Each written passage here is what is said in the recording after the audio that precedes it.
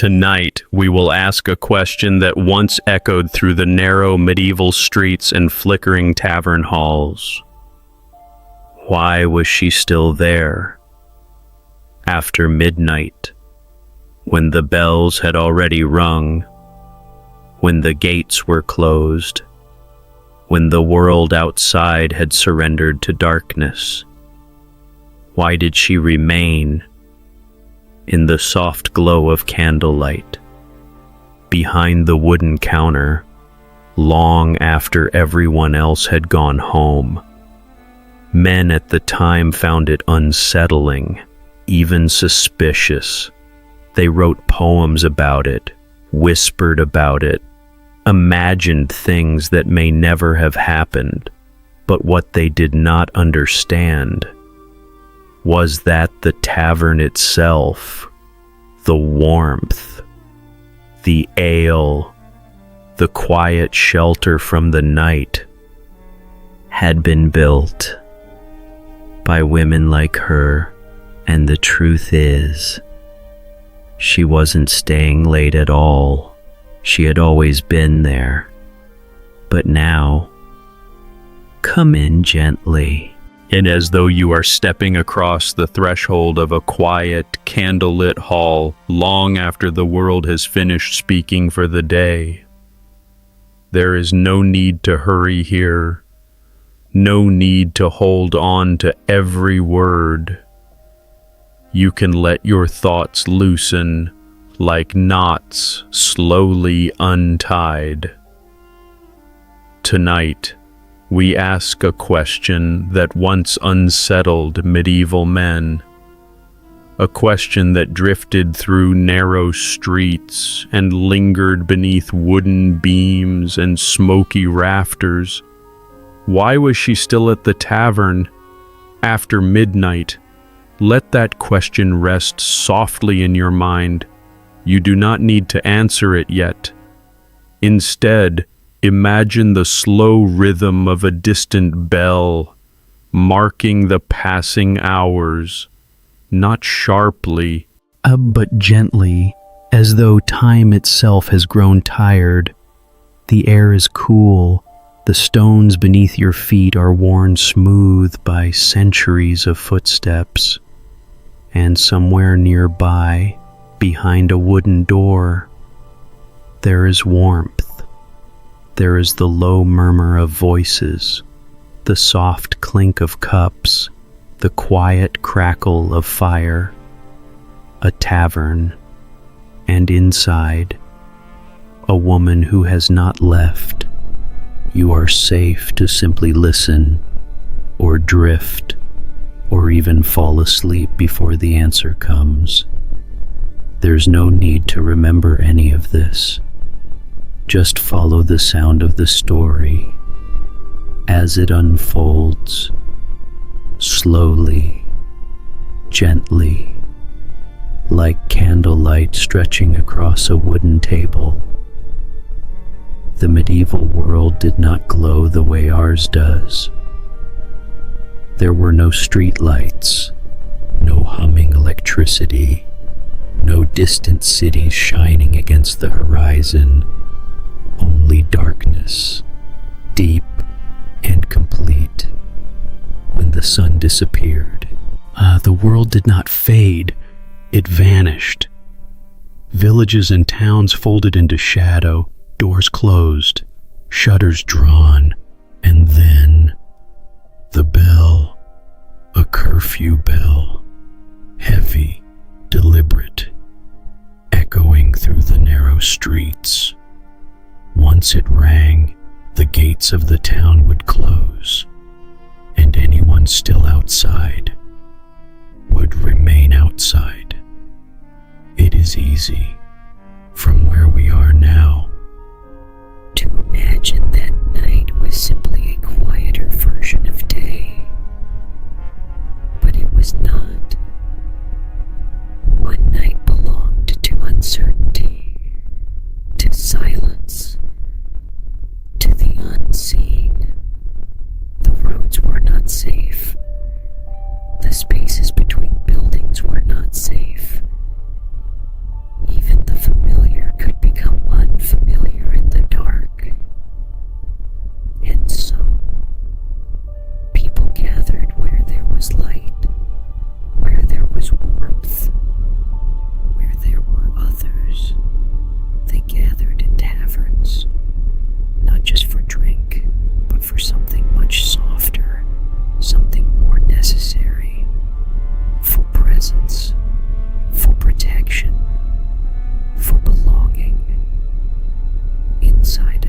tavern. The darkness softened. Candles flickered against rough wooden walls. Shadows moved slowly, almost lazily. Voices murmured, not loud, not urgent, just enough to remind you that you were not alone. And at the center of this quiet, glowing space, often, was a woman. Before taverns became places men claimed as their own, before the image of the innkeeper hardened into something masculine and fixed, there was another story, a much older one, a quieter one that begins not in medieval England, but thousands of years earlier, in kitchens, in homes, in places where grain met water, and time did the rest. Beer or ale was not, at first, a commercial product. It was something made at home, something essential, something alive. And for thousands of years, it was made by women. From ancient civilizations to medieval villages, the act of brewing belonged to them. They understood the slow transformation, the way heat, patience, and careful attention could turn simple ingredients into something nourishing, something sustaining. Ale was not just a drink. It was safer than water. It was part of daily life. Workers drank it. Children drank it. Families depended on it. And so, the women who brewed it were not simply homemakers, they were providers, quiet architects of the medieval economy. Over time, something subtle began to shift.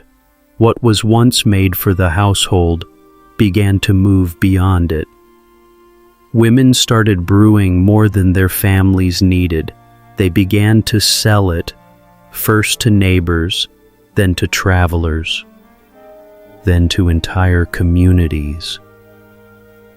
These women became known as alewives, or brewsters, names that carried both familiarity and quiet authority.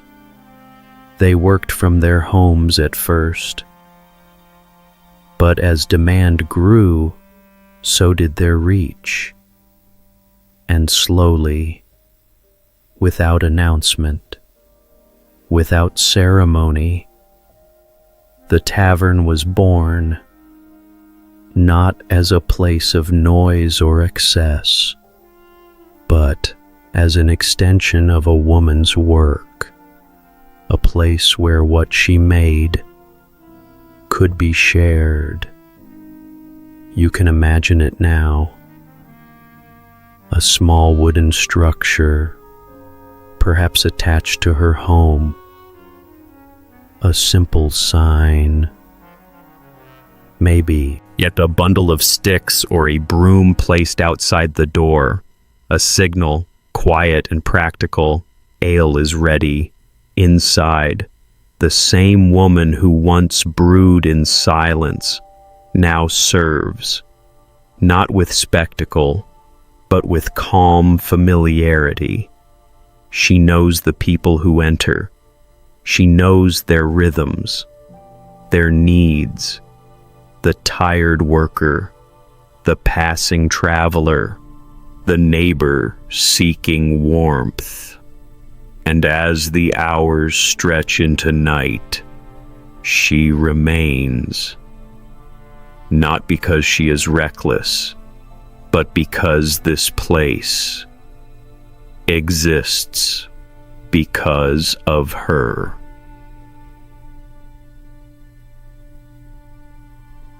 There's no need to hold on to every detail. You can let the story drift, like smoke rising slowly toward the ceiling. Over time, these spaces grew more complex. The tavern became more than a place to drink. It became a center, a quiet heartbeat within the town. People came not just for ale, but for news, for conversation, for shelter, for connection. It was where travelers shared stories of distant roads, where agreements were made, where disputes were softened, where laughter lingered just a little longer than it did outside. And often, at the center of it all, was still a woman, unmarried or widowed, standing within a system that allowed her just barely to remain in control. In medieval towns, laws moved slowly, but they moved with weight. And one such law shaped the lives of these women in a quiet but powerful way. A woman could hold a tavern license, but only if she was single or widowed. If she married, the license would pass automatically to her husband, not with discussion, not with negotiation, but as a matter of course, as though her work, her business, her space had simply changed hands. You can imagine the stillness of that realization, the quiet understanding that marriage was not just companionship, but transfer. And so, some women remained single, not out of isolation, but out of intention. They stayed because staying meant ownership. It meant control. It meant that the tavern remained theirs. One such woman moves softly through the records of history. Her name, Maud London, an alewife in 14th century. while Oxford, her presence is not loud, but it is steady. She appears in documents, records, small mentions, enough to tell us that she existed, that she worked, that she built something that lasted, and perhaps that she stayed late into the night because it was hers to stay in.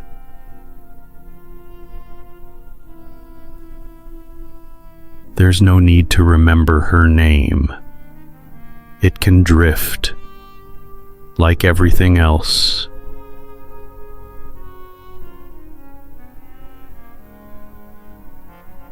As the years passed, something began to change.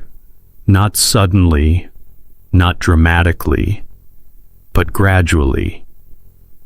Like a shadow lengthening at the edge of a room, men began to enter the brewing trade. At first, quietly. Then with increasing presence, and with that presence came competition. But competition does not always speak openly. Sometimes it whispers. Sometimes it reshapes stories. Alewives, who had once been essential, began to be seen differently, strangely, suspiciously. They wore tall hats, not for mystery, but for visibility. So customers could find them in crowded market, they brewed in large pots, cauldrons. Practical. Necessary, they kept cats, not for superstition, but to protect grain from mice. And outside their homes, they placed brooms to signal that fresh ale was ready. Simple things, ordinary things. But over time, these details began to gather meaning. Not the meaning they were meant to hold, but something else, something darker. The hat, the cauldron, the cat, the broom. Slowly, quietly, the image shifted, and the alewife became something else.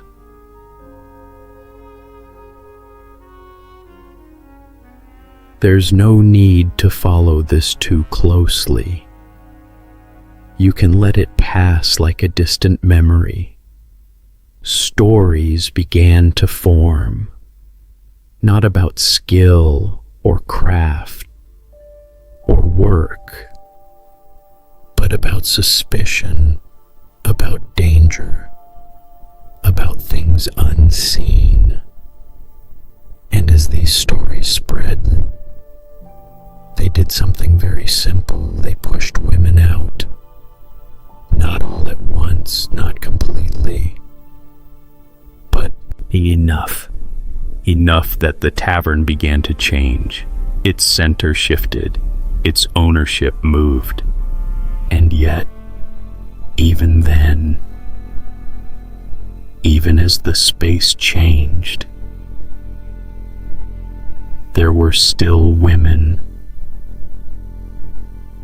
especially single women, who remained,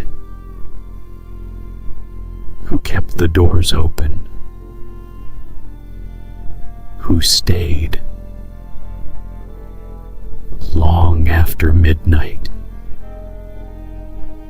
And so we return gently to the question,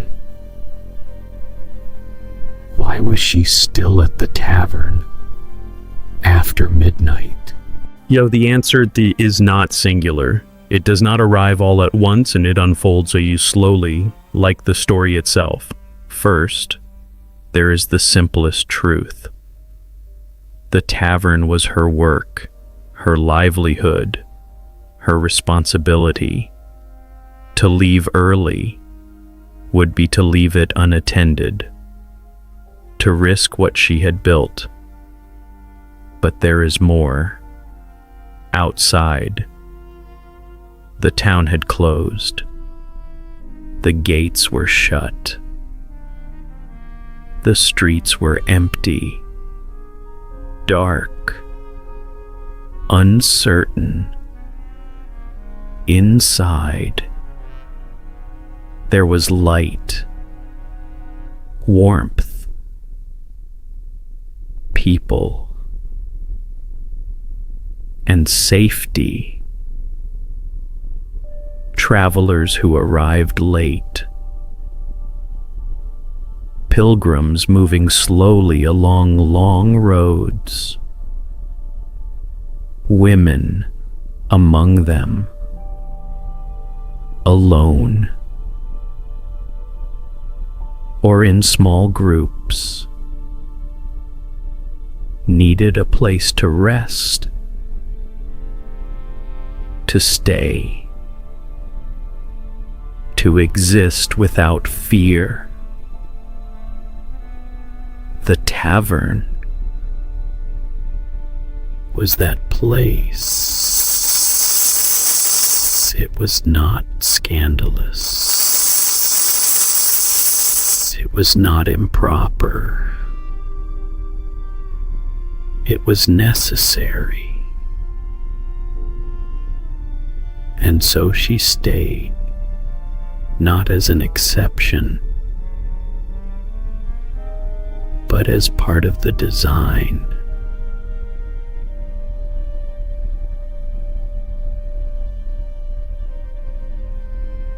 There's no need to remember any of This, just let the rhythm continue. And yet, despite all of this, despite the logic, the necessity, the quiet practicality, there was unease, not everywhere, but enough to leave traces. A poem survives, softly, almost accidentally, its title, Wives at the Tavern. It speaks not from certainty, but from imagination. A husband wondering what happens when women gather without men. He imagines laughter, conversation, secrets shared in low voices, a space beyond his view. And in that imagining, there is something fragile, something uncertain, not anger, but unease, because the tavern at night was not only a place of work or safety or rest, it was also a place where women could exist together, unobserved, unstructured, uncontained.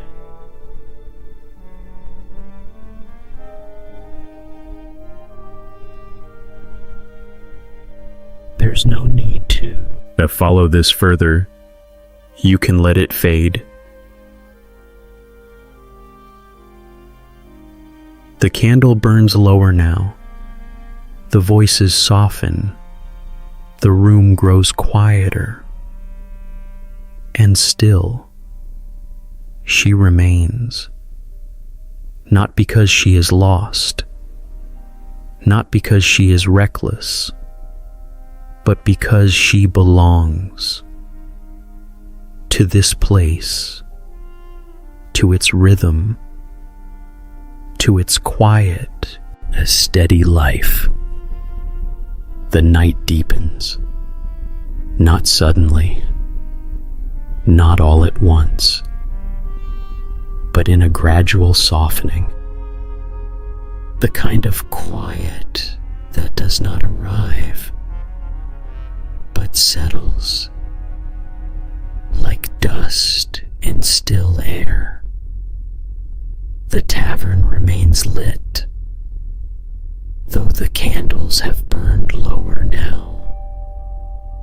Their glow is softer, more golden than bright. Shadows stretch longer across the wooden beams, and the voices have changed. No longer the layered murmur of many conversations, but something slower, quieter, more intimate. You can imagine the room now. A few figures remain. A traveler leaning slightly forward over a cup.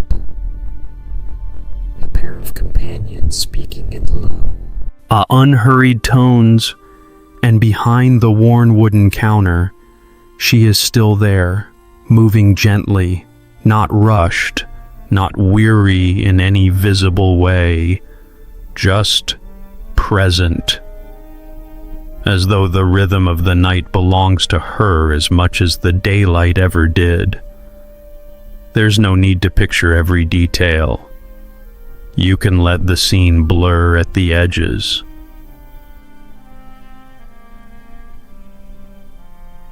The question returns, softly.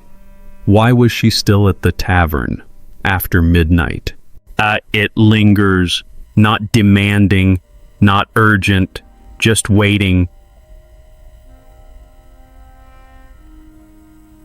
To understand her presence, we drift again, not forward, but slightly sideways, into the quieter corners of medieval life, the places that records do not always describe clearly, but that we can still feel, if we listen slowly enough.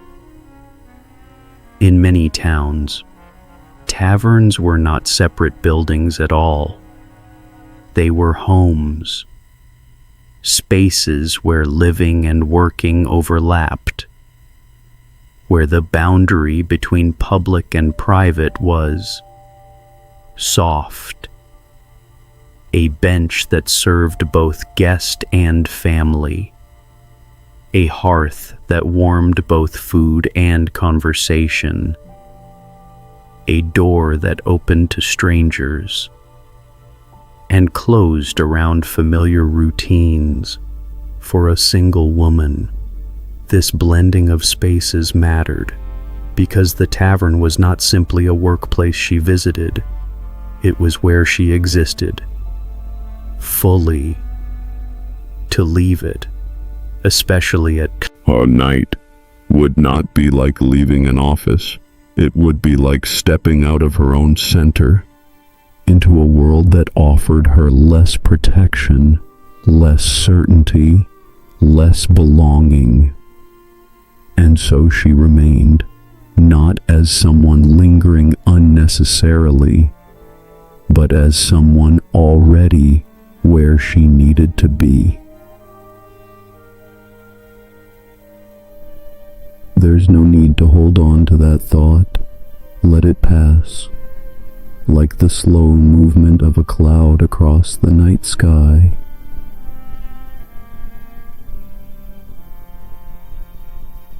Outside, the town has settled into stillness. The gates are closed, heavy wood pressed firmly into place. The roads beyond them stretch into darkness, unmarked, unlit. Somewhere far away, perhaps a traveler has stopped, unable to enter, waiting for morning, or searching for shelter, wherever it can be found. Inside the tavern, there is no such uncertainty. The walls hold and steady. The fire continues its quiet work, and the presence of others, even in silence, creates a kind of safety that does not need to be spoken.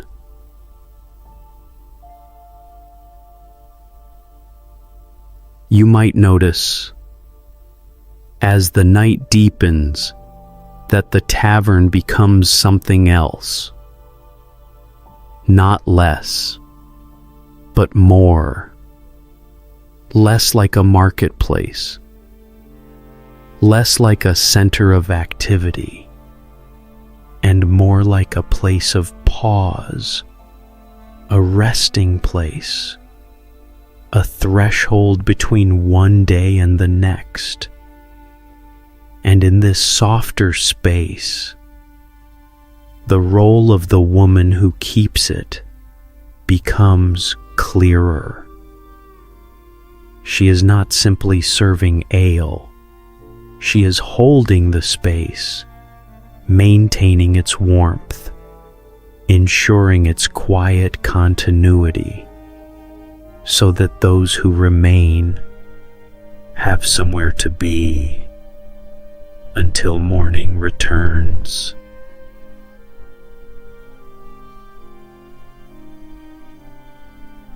There's no need to remember any of this. Just listen or drift.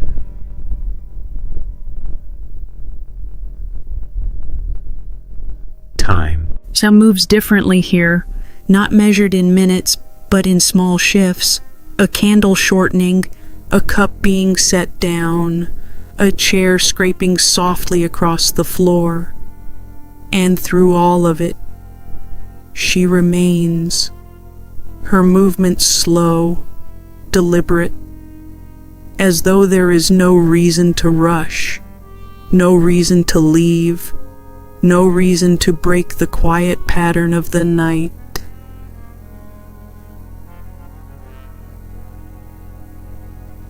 There is another layer to this story, one that does not appear in records, but lives in the rhythm of things, in the quiet habits that repeat night after night.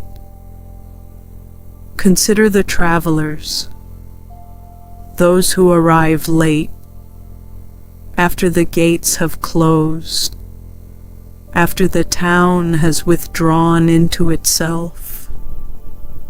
Some of them are pilgrims, walking long distances, moving slowly across the land toward places of meaning, places like Canterbury, or smaller shrines scattered across the countryside. Among them, there are women traveling alone or in small groups, carrying what they can, moving at the pace their bodies allow. For them, the tavern is not optional. It is essential. A place to rest, to be inside, to exist without the constant awareness of danger. And so, when they arrive, late, tired, perhaps uncertain, the presence of a woman within the tavern matters. It softens the space, changes its tone, makes it feel not entirely unfamiliar, not entirely unsafe. And so she stays, because others will arrive, because the night is long, because the door may still open.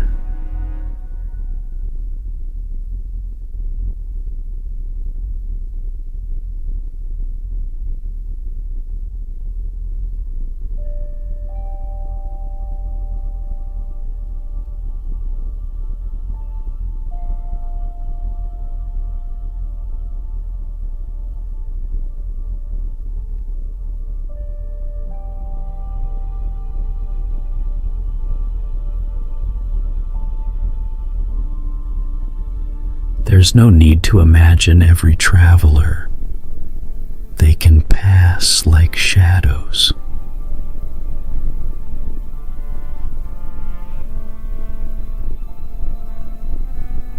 The tavern, in this way, becomes something like a quiet harbor. Not grand, not formal, but steady, reliable. A place where movement pauses, where journeys rest, where the uncertainty of the road gives way for a few hours to something calmer. And at the center of that harbor, she remains, not as a figure of curiosity, but as part of its structure.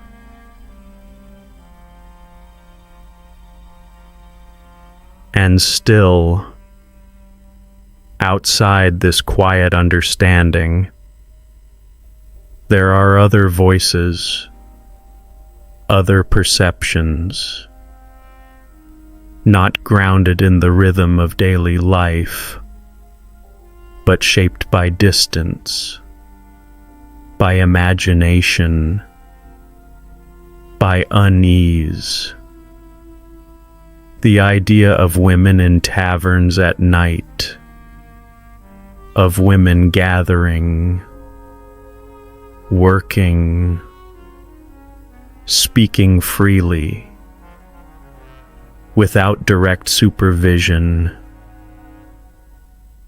did not always sit comfortably, especially in a world where roles were expected to remain clear, defined, contained. And so, the presence of a single woman in a tavern after midnight became something that invited interpretation, questions,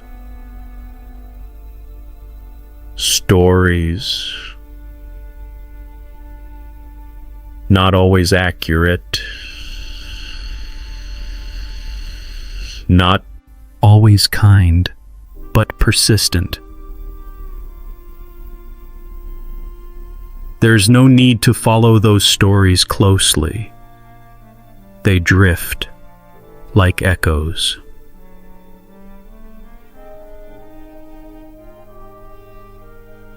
The poem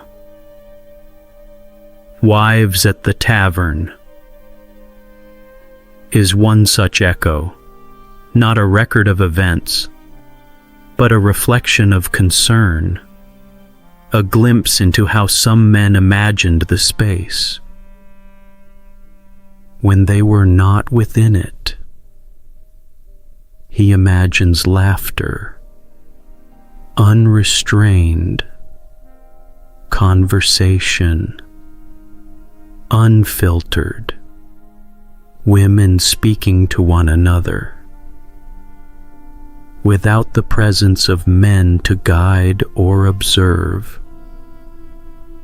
And in that imagining, there is a kind of distance, a sense that something is happening just out of reach, just beyond understanding.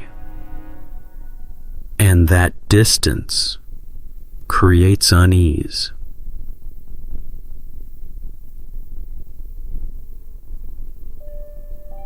But inside the tavern, the reality is quieter, less dramatic, more grounded. Women speak, yes. They share stories, exchange. In news, laugh softly. But they also work, rest, wait for morning. They exist in a space that is both ordinary and essential. There's no need to hold on to the contrast. Let it soften.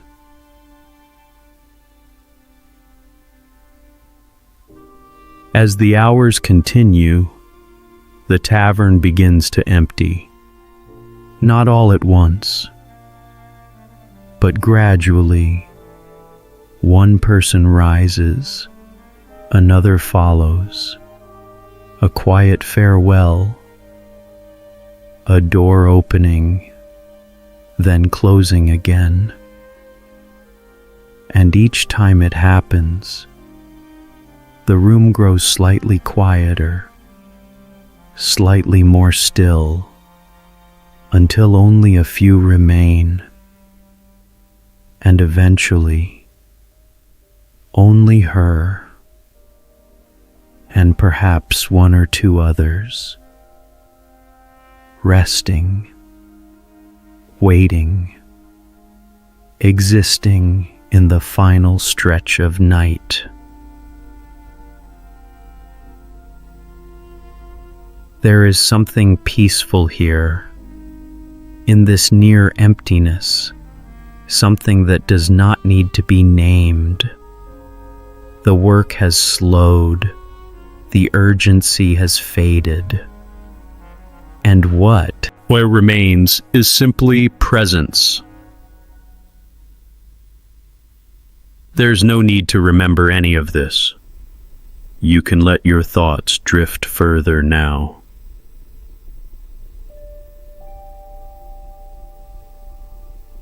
She moves through the space one last time, not hurried, not methodical in any rigid way, just gently, adjusting, tidying, ensuring that everything is as it should be before the next day begins, because it will begin, as it always does, with light returning slowly, with doors opening again, with voices rising, with the rhythm of the tavern starting once more.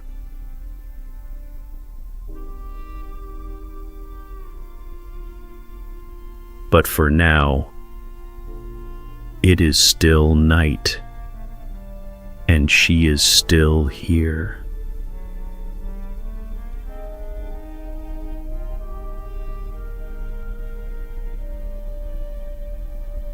If we return one last time to the question, why was she still at the tavern after midnight? The answer no longer feels mysterious or unsettling. It feels natural, inevitable. She stayed because this was her space, her work, her protection, her presence within the world. She stayed because the night required someone to remain, to keep the light, to hold the door, to make the space available for those who needed it. She stayed because leaving would mean stepping into greater uncertainty. And staying meant continuity.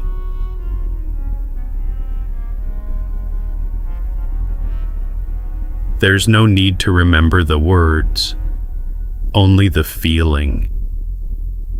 The tavern is quiet now. The candles are low. The air is warm. She is still there. She remains. Not restless, not waiting, just present. She stays because the space is hers. She stays because the night is long. She stays because others may come. She stays because there is nowhere else she needs to be. The door is closed, the fire is low, the room is still. She stays, and the night continues, slowly, gently, without urgency.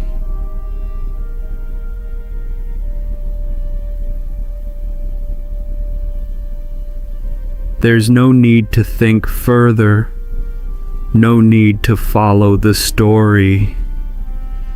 You can rest here, in the quiet, in the steady presence of a place that does not demand anything from you. The tavern remains. The night remains. And she remains.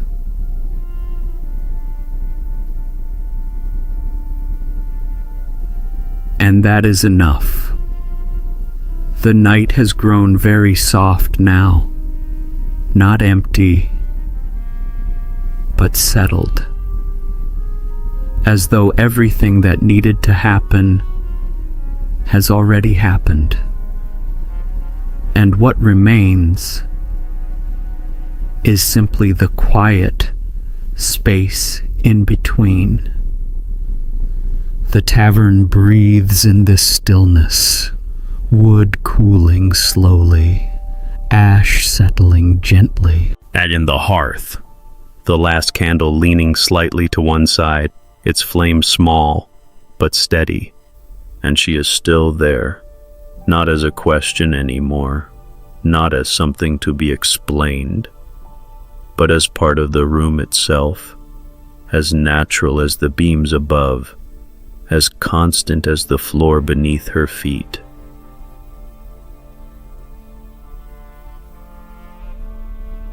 There is no need now to search for answers, no need to gather meaning. Everything has already unfolded and can now drift away.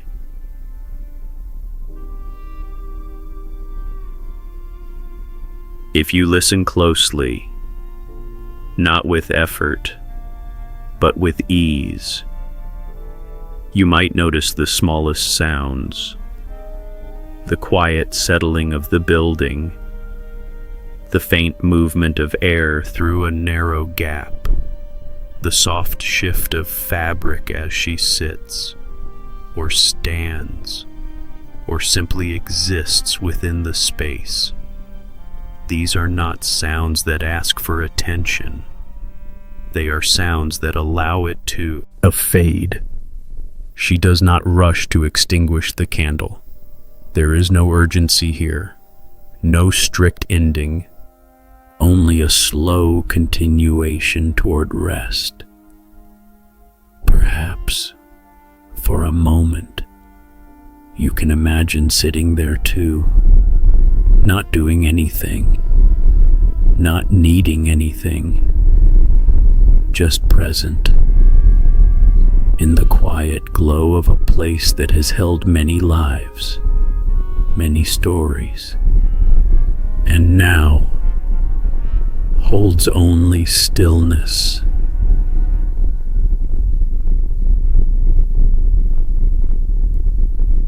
There's no need to remember any of this.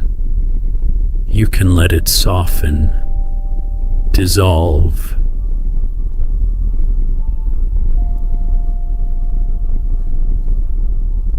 The question that began the night, why was she still at the tavern after midnight, has already answered itself, so gently that it no longer feels like a question at all. She stays because she stays. It belongs, and as that thought settles, even it begins to fade. The fire is low, the room is warm, the night is deep. She remains.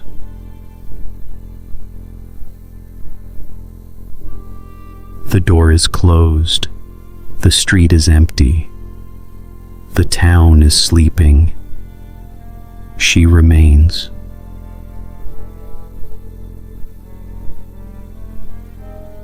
There is no danger here, no urgency, no expectation, only quiet, and she remains.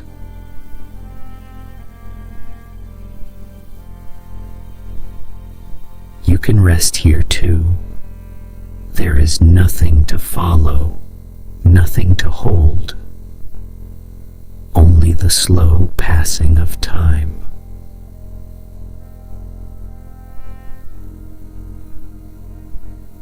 The candle flickers, then steadies, then flickers again.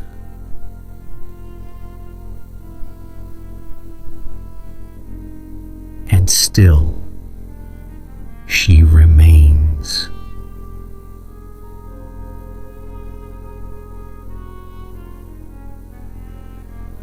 Time becomes difficult to measure now.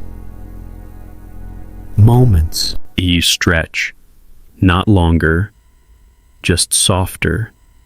Edges blur, thoughts loosen, and the story gently begins to dissolve. The tavern is no longer a place you must picture clearly. It can become a feeling instead, a sense of warmth, a sense of quiet shelter, a sense of being somewhere safe, without needing to know exactly where. She is still there, but even she begins to soften, not disappearing, just becoming part of the stillness, part of the calm, part of the background of the night.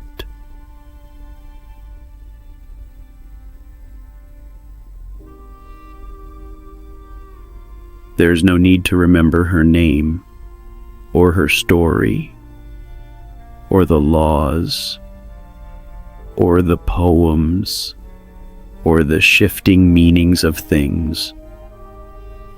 All of that has already passed.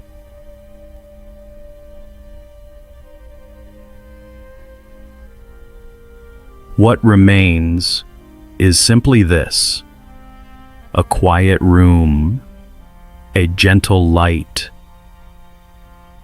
a steady presence, and the understanding, so soft it barely forms, that she stayed because staying was natural.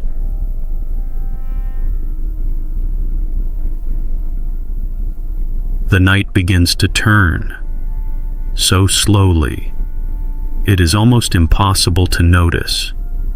Somewhere far away, not here, not yet.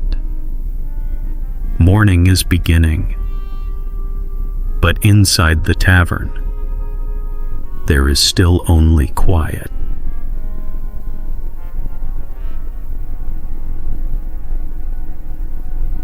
The candle burns lower.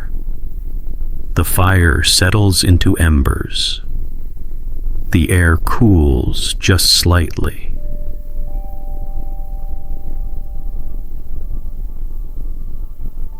She is still there, but now there is no question about it, no curiosity, no unease, only acceptance.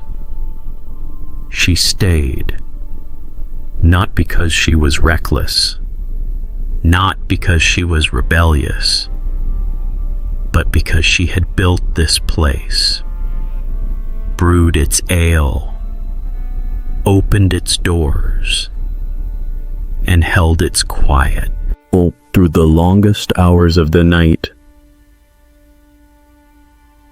The medieval tavern, in so many ways, was shaped by women like her, formed by their work, sustained by their presence, and softened by their care.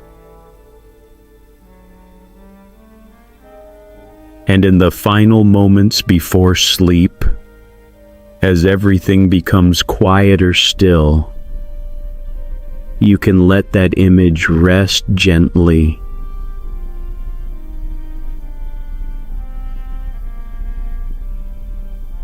A wooden room, warm with fading light, the slow breath of night, and a woman exactly where she belongs.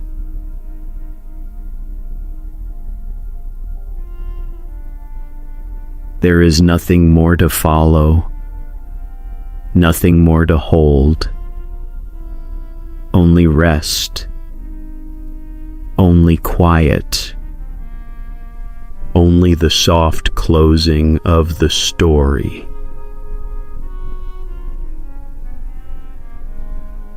and you can drift now. As the tavern fades, as the candle dims, as the night carries you gently into sleep. The night has. She had nearly finished its quiet work, not with an ending, but with a gradual softening, as though the darkness itself is loosening its hold, not yet gone, but no longer as deep. Inside the tavern, everything remains as it was, and yet something subtle has changed. The kind of change you feel more than see. A shift in the air, a lightness at the edge of stillness.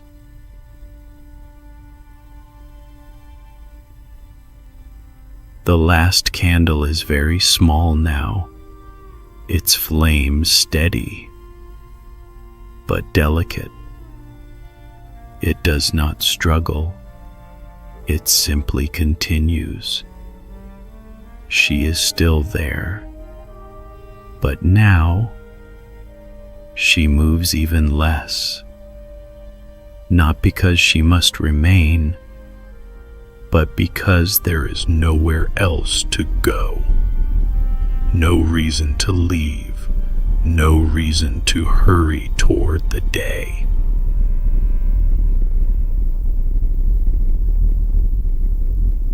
There is a quiet understanding in this. A moment that the night has been enough, that everything it needed to hold has already been held.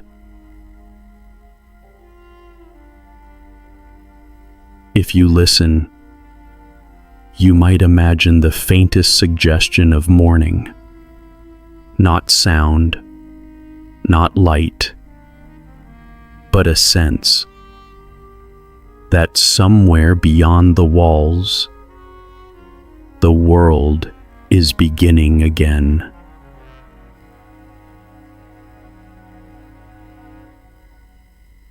There's no need to follow it.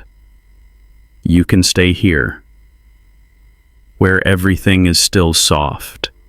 The tavern has carried many nights like this, so many that they begin to blend together.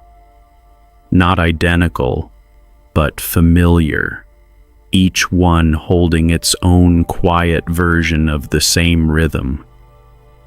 The gathering, the slowing, the stillness, the near silence before morning.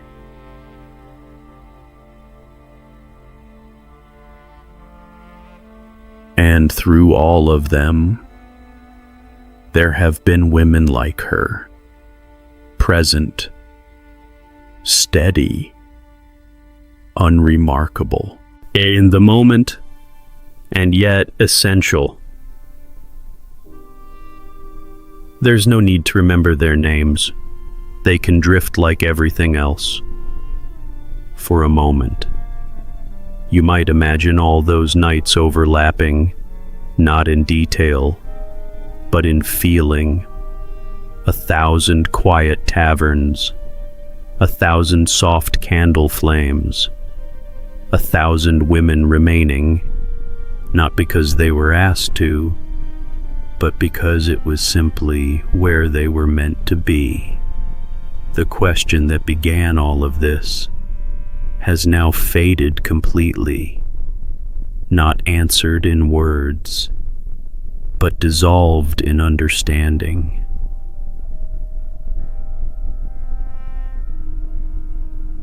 Why was she still at the tavern after midnight?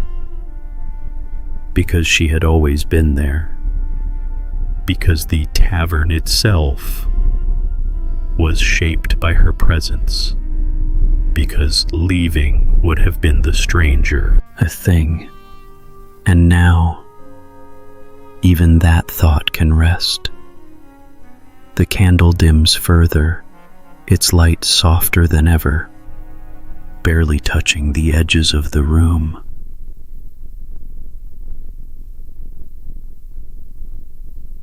The fire has become embers, a slow glow, without flame, without movement. The air is still. The room is still. She is still. Nothing asks for attention anymore. Nothing pulls at your thoughts.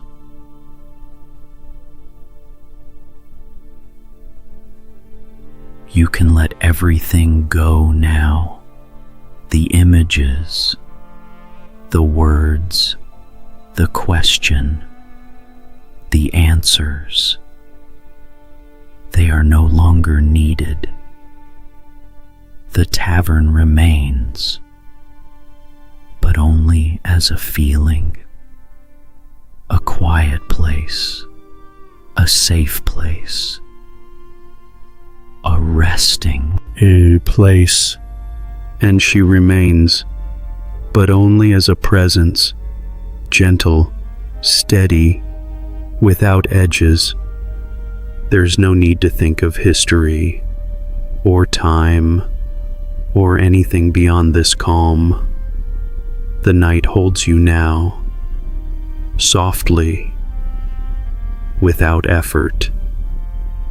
And as it begins to fade, so can everything else.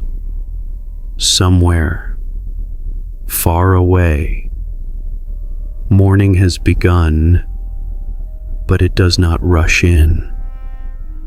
It does not interrupt. It waits patiently until the night is ready to release itself.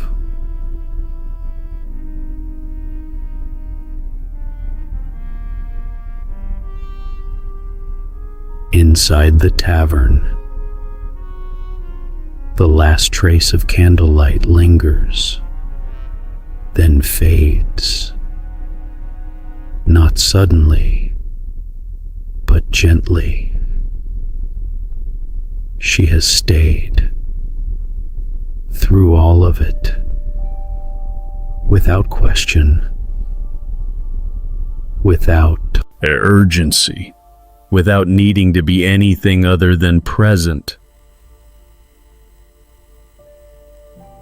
And now, even her presence softens, becoming part of the quiet, part of the stillness, part of the rest. There is nothing more to see, nothing more to hear, nothing more to follow. Only this, a calm that stretches, without edges, without end, and you can drift fully now into that calm, without holding on to anything, without needing to return. The tavern is gone, the night is gone, the story is gone, and yet, even after the story has softened, even after the candle has dimmed, there is still a trace, a lingering calm, like warmth, and held in wood long after the fire has quieted. You are no longer inside the tavern, not in any clear or defined way. But something of it remains with you, not as an image, but as a feeling, a slow, steady sense of shelter. The night has done what it came to do.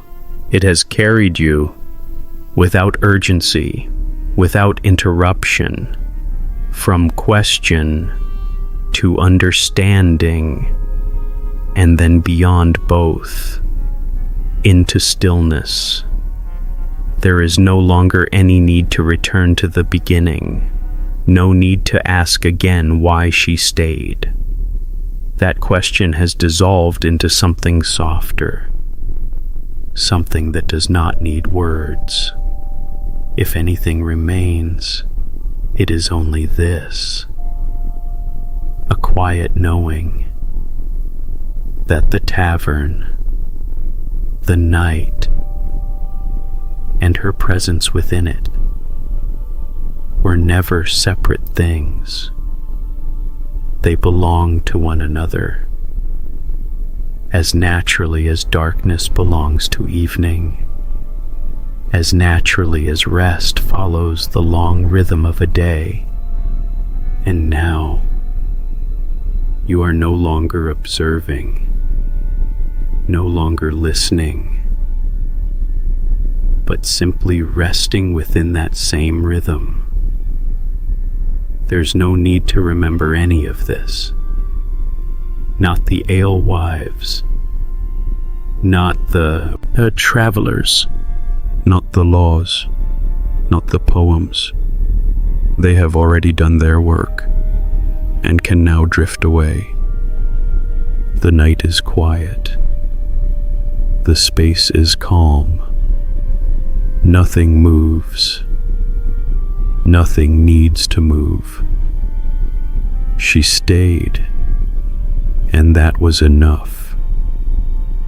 The tavern held its light, and that was enough. The door remained closed. The world remained outside, and that was enough. You are here, resting, drifting, and that is enough. There is no next moment to prepare for, no thought to follow, no story to complete.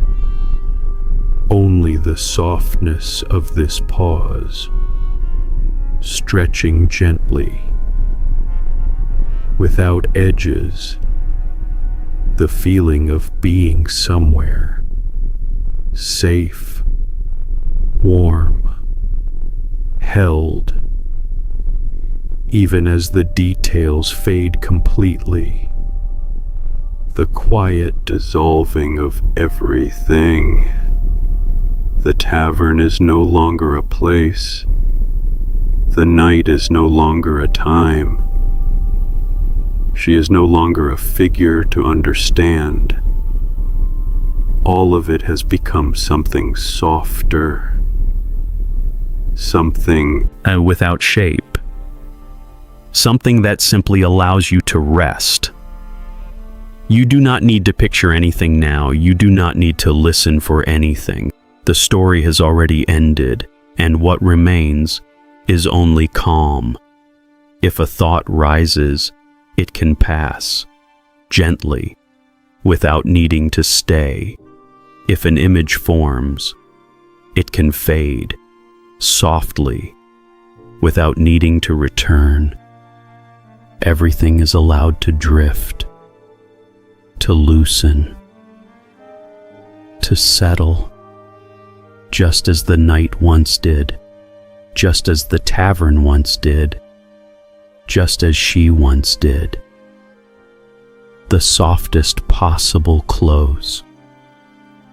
There is no final moment, no clear ending, only a gradual quieting, the kind that feels like sinking, slowly, comfortably, into rest.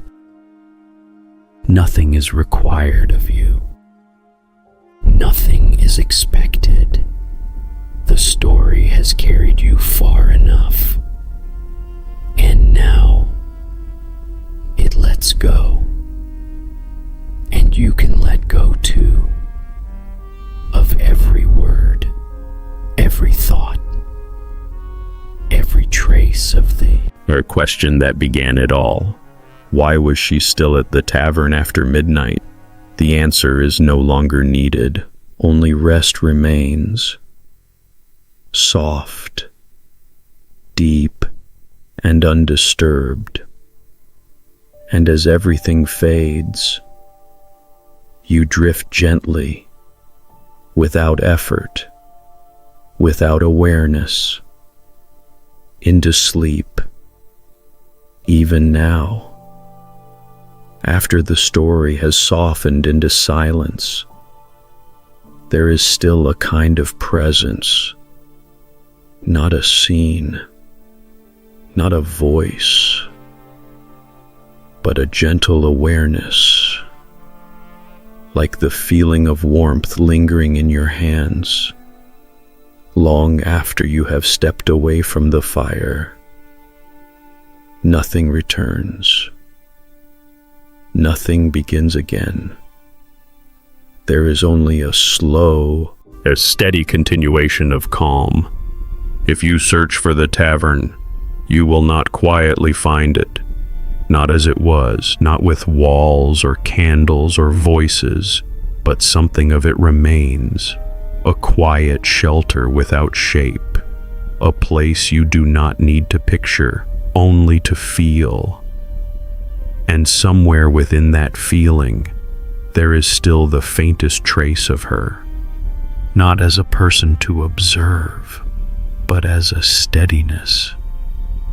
A calm center that does not move, that does not ask, that simply is. There's no need to remember her, no need to hold on to her story. It has already dissolved into something softer, something that belongs to rest. The question that once opened the night has now disappeared completely, not answered, but released, and in its place, there is only stillness. The night is gone, but the calm remains. The tavern is gone, but the warmth remains. She is gone, but the steadiness remains. And you remain, resting, drifting, without effort. There is nothing to return to, nothing to follow forward. Only this moment, soft, unfolding, without edges.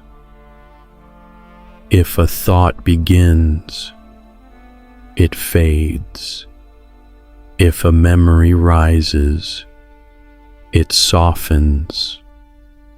If a question forms, it dissolves.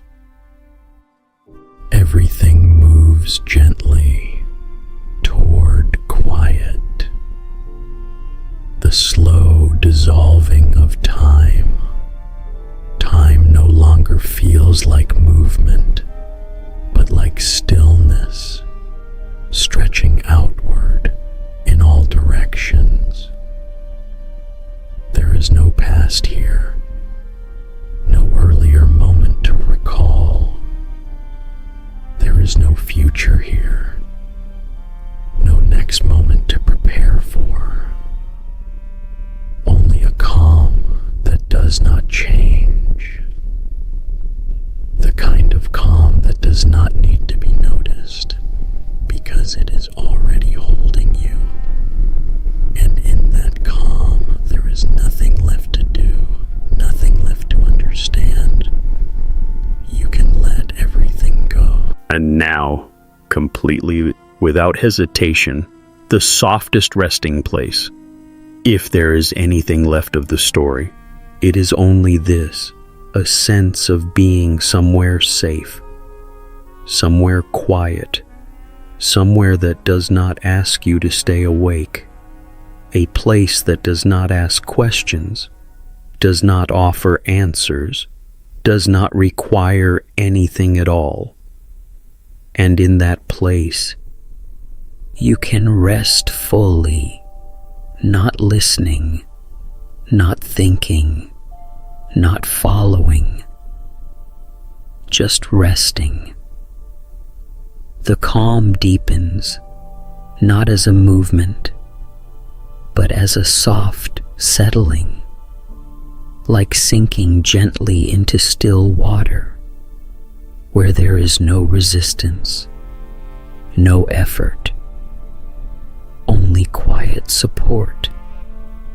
And as you sink, everything else becomes lighter, less defined, less present, until there is only rest, the final soft release.